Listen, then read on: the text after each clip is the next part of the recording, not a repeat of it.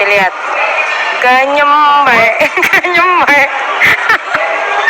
Yang satu pacaran toh. Apa Nina? Hah? Kamu mau klarifikasi apa tadi? Ayam goreng Kalasan tuh kenapa enak banget? Ini sekarang kita udah di TKP. Gimana? Itu ya? Ya itu nih ayam goreng Kalasan. Terus Karena ayamnya itu dimasak. Terus sekarang kamu mau menjelaskan kronologis apa lagi? Tentang apa?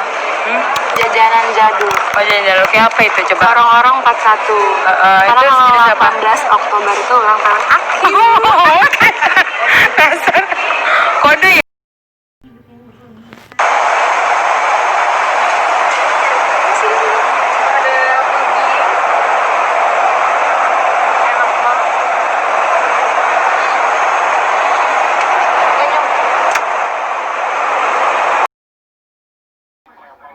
Jadi ini schedule cuma 2 hari, tapi belanjaannya udah begini.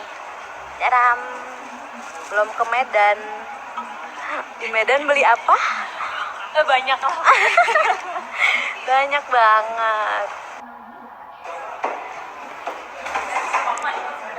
Berapa dong? Let's do it again.